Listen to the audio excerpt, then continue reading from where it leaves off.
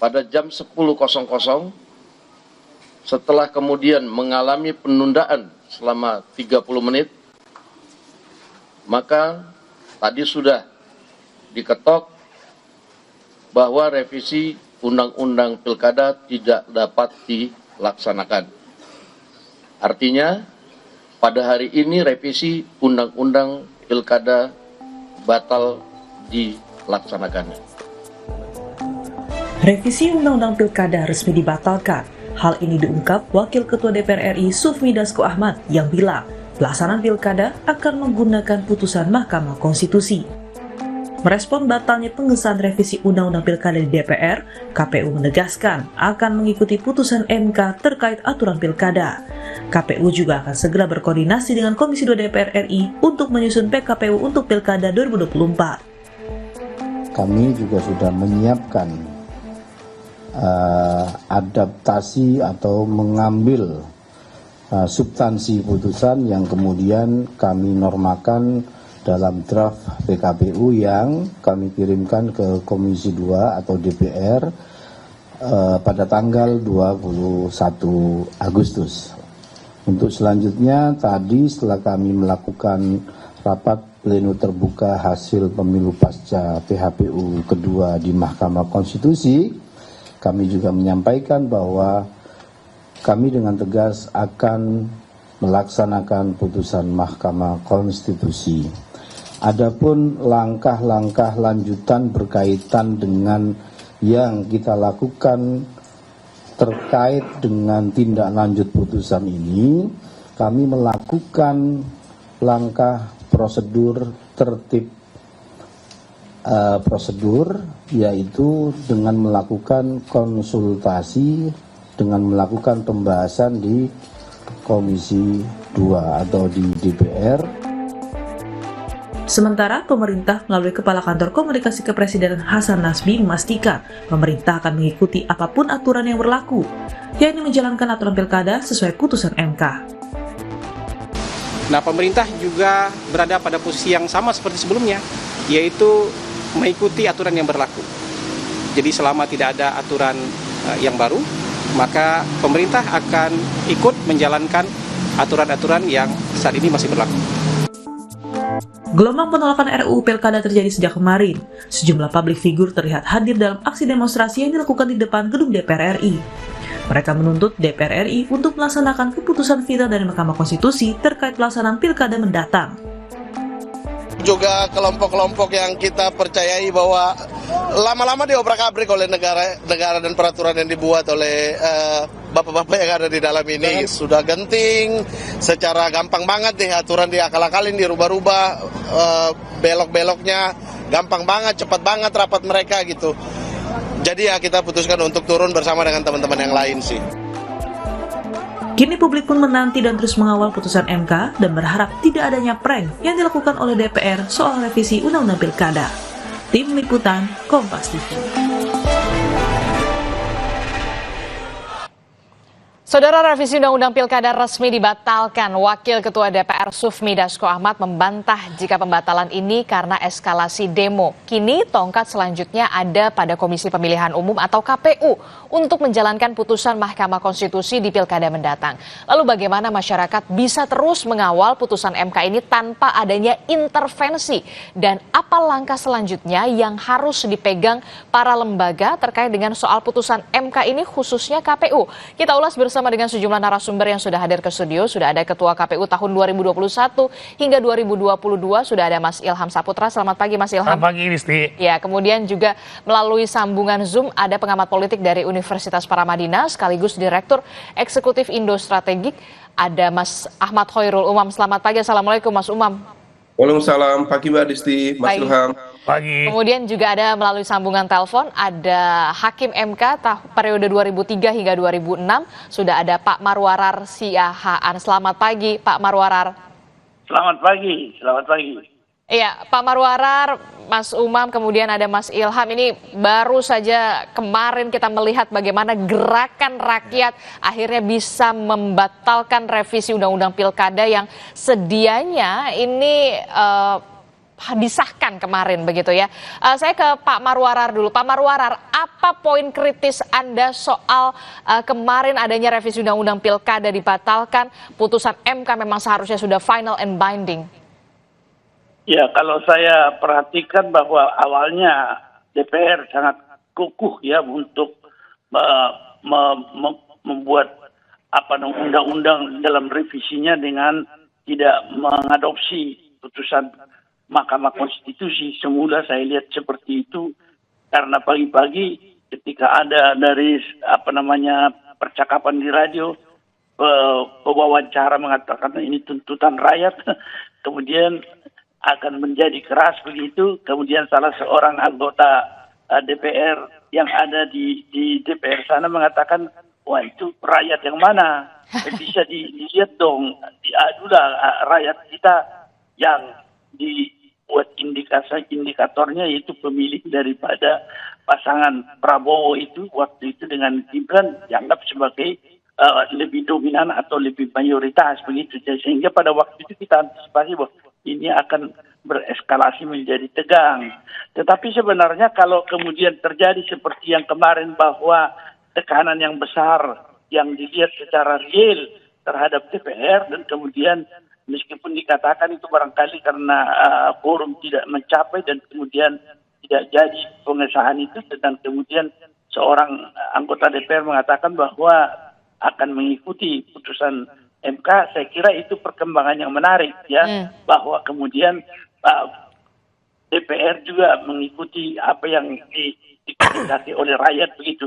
Tetapi jangan keliru, kita masih akan mengantisipasi kemungkinan bahwa di dalam putusan-putusan MK yang lalu yang di bypass oleh pemerintah itu, ketika itu muncul adanya satu Perpu, dan Perpu itu kemudian disahkan dengan tegas oleh DPR menjadi undang-undang, sehingga kita akan melihat dalam hal ini apakah memang ini ada konsistensi dalam sikap ini baik di DPR, terutama Pak Presiden ya, meskipun dia mengatakan menerima, tetapi kalau ada lagi yang ngompor-ngompor ini membuat Perpu, wah ini menjadi sesuatu hal yang harus benar-benar kita ikuti sehingga bisa dikawal sampai keluar keputusan atau peraturan KPU yang mengadopsi nanti putusan MK itu. Baru saya kira sesudah pendaftaran kita bisa bernapas lega bahwa akan ada perubahan sikap sesuai dengan. Jadi setelah adanya pembatalan yang dilakukan oleh DPR untuk melakukan mensahkan revisi Undang-Undang Pilkada ini, apa yang bisa selanjutnya masyarakat lakukan untuk mengawal agar pembatalan ini benar-benar batal, bukan hanya sementara karena masih ada, kita lihat tenggang waktunya ini masih sampai 27 Agustus 2024 dan baru akan dibahas oleh KPU bersama dengan Komisi 2 ini pada hari Senin. Pak Marwarar, apa yang harus diantisipasi dan bagaimana kita bisa menjaga ini semua? Ya, saya kira tentu tekanan yang diberikan itu kalau bisa sampai titik di mana nanti akan terjadi peraturan KPU mewujudkan itu, tekanan itu jangan dikendorkan dulu, yaitu bahwa tuntutan kita jangan sampai cepat merasa puas bahwa ini sudah selesai kan. Ini yang menjadi perhatian betul bahwa kita tetap waspada, tetapi kalau sementara itu kita wait and see lah, tetapi kita percaya juga bahwa KPU juga akan mengadopsi apa yang menjadi isi putusan MK itu, dan kalau itu sudah diadopsi juga kita akan melihat juga, karena mereka juga harus berkonsultasi dengan DPR, apakah muatan konsultasi itu semacam suatu persetujuan, saya tidak melihat seperti itu, tapi biasanya diarahkan. Tapi kalau posisi DPR sudah seperti yang dikatakan oleh Pak Sufmi Dasko kemarin, kita akan berpedoman kepada apa yang diucapkan itu, bahwa mereka akan berpegang pada putusan MK itu. Saya kira itulah tekanan dan kemudian mewaspadai strategi yang akan mungkin terjadi. Nah, strategi apa yang mungkin akan terjadi kalau menurut pandangan Anda? Ya, kalau praktek yang terjadi, Presiden itu kalau dia berubah pikiran, dia bisa membuat Perpu. Dan Perpu itu bertentangan dengan apa yang kita pikirkan sekarang. Dia menyampingkan putusan MK itu. Itu sudah pernah terjadi di masa lalu, sehingga kita agak terkejut karena itu sebenarnya mengubah sistem kenegaraan kita yang ada di dalam konstitusi. Seolah-olah presiden itu punya hak veto terhadap suatu keputusan MK itu. Oke. Nah, inilah yang mungkin kita harus perhatikan betul. Baik, jadi kita harus tetap waspada dan juga jangan kendurkan pengawasan kita, pengawalan kita sampai benar-benar ada peraturan KPU begitu ya. Sampai betul. nanti 27 Agustus KPU membuka pendaftaran bagi calon kepala daerah. Ini bukan soal partai mana yang bisa lolos atau kepala daerah mana yang harus diloloskan, bukan soal itu. Tapi kita benar-benar berdiri tegak pada konstitusi. Itulah yang kemudian menjadi benang merahnya untuk kita bersama untuk mengawal putusan MK ini, Pak Marwarar. Saya ke Mas Ilham. Mas Ilham, saat ini yang kemudian kemarin sudah terkonsentrasi DPR, semua masyarakat spotlightnya di DPR dan akhirnya DPR ada keputusan untuk membatalkan adanya revisi Undang-Undang Pilkada ini, tapi tadi Pak Marwarar mengatakan jangan kendurkan, kita harus kawal terus. Nah, KPU ini kan rencananya baru akan konsultasi ini ke DPR ini pada hari Senin, begitu ya. Dari pengalaman Anda, poin kritis apa yang kemudian bisa Anda sampaikan soal ini? Pertama adalah saya tentu mensyukuri bahwa kemudian ada pembatalan revisi Undang-Undang Pilkada oleh DPR dan pemerintah. Tapi yang kedua adalah saya juga ingin mengkritisi KPU kenapa baru kemarin menyampaikan bahwa atau kemudian memberikan surat kepada DPR untuk konsultasi sementara waktu pendaftaran itu sudah dekat sekali. Ya. Nah ini buat saya ada persoalan di penyelenggara pemilu kita bahwa ada pertanyaan besar begitu? Ada pertanyaan besar kenapa kemudian tidak langsung menyatakan bahwa KPU ini mengeluarkan atau kemudian buat statement atau langsung bekerja untuk menyatakan bahwa PKPU ini akan dikerjakan sesuai dengan putusan Mahkamah Konstitusi. Nah, tetapi yang saya lihat walaupun memang sudah ada konferensi pers pertama, tapi itu makan waktu sampai kemudian mungkin tadi kemarin sore baru menyatakan bahwa akan tetap menggunakan putusan MK.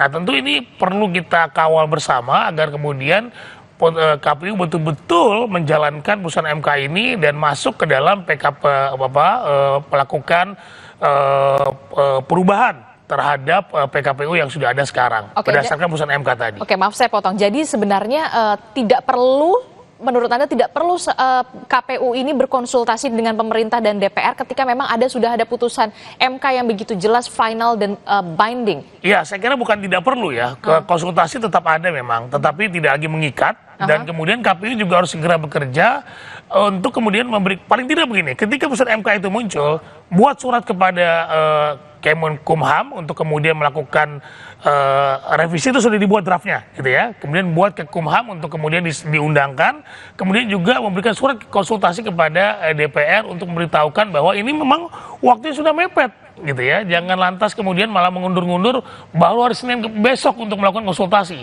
Nah, saya khawatirnya kemudian konsultasi ini nanti akan berkembang lebar, walaupun konsultasi ini sudah diputuskan oleh PMK bahwa tidak lagi mengikat.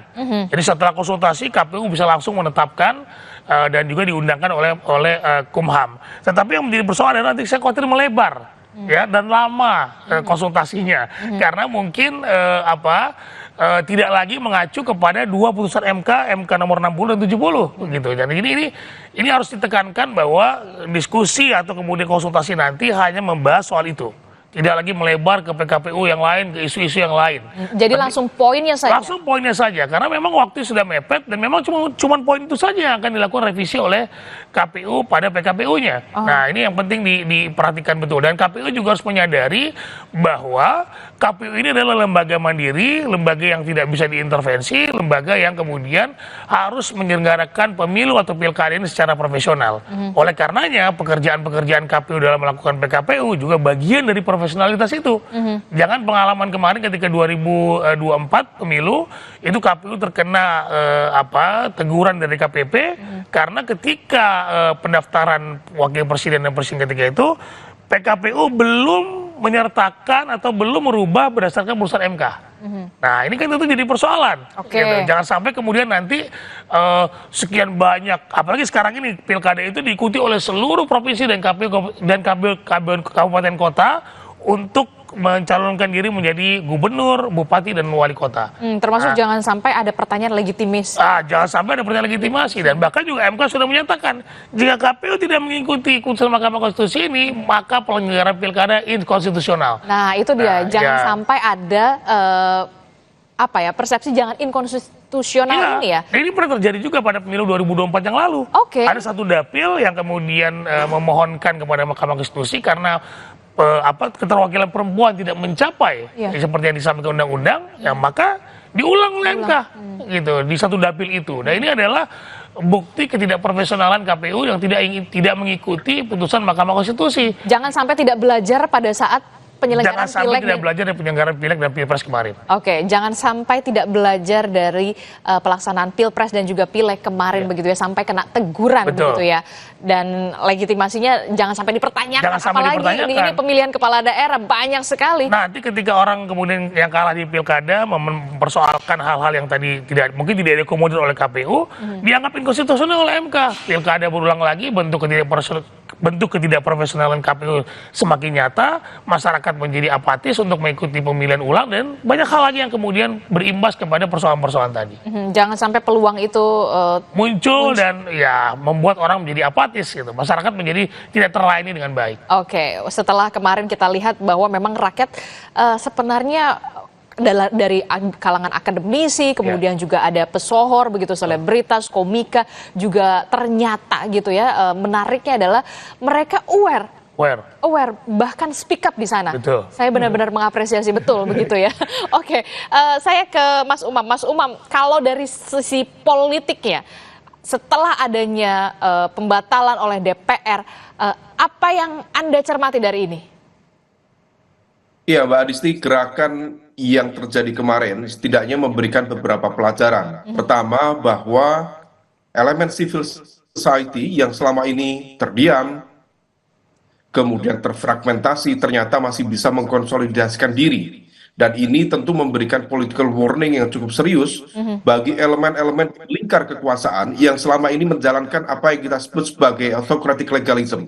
Dan praktik itu terjadi berkali-kali di beberapa kesempatan, dan kemarin terkait dengan revisi Undang-Undang Pilkada, seolah kemudian itu menjadi babak yang kesekian kalinya untuk mempraktikkan autocratic legalism. Tetapi kritik dan juga gerakan dari masyarakat sipil membuktikan bahwa masih ada elemen-elemen itu. Nah, kemudian yang kedua, kita tetap harus mencermati bahwa apakah ini sifatnya simptomatik dan juga temporer, ataukah kemudian sebenarnya ada semacam produk dari intra-elit konflik. Karena bagaimanapun juga tampaknya harus kita cermati juga, apakah kemudian tidak tercapainya quorum kemarin itu betul-betul karena memang hal teknis, misalnya karena rencana pelaksanaan paripurna yang dianggap cukup mendadak, sehingga kemudian elemen dari kekuatan-kekuatan koalisi besar kemudian tidak mampu hadir secara teknis, ataukah memang ini menjadi semacam ujian iman politik bagi koalisi Indonesia Maju Plus, yang kemudian seharusnya kalau misalnya mereka all out memberikan dukungan terhadap agenda yang sebelumnya sudah ditetapkan untuk merevisi Undang-Undang Pilkada, maka secara teknis di paripurna harusnya mereka bisa melakukan itu. Tetapi tidak tercapainya quorum itu juga menjadi sebuah pertanyaan. Apakah terjadi intra-elit konflik? Apakah terjadi semacam perdebatan di level elit di antara partai-partai koalisi Kim, sehingga kemudian tidak memberikan dukungan itu. Nah, oleh karena itu ini menjadi sebuah catatan betul, apakah ini menjadi semacam indikasi bagi awal dari perpecahan dari kekuatan Kim itu sendiri, ataukah tentu ada implikasi-implikasi yang lain.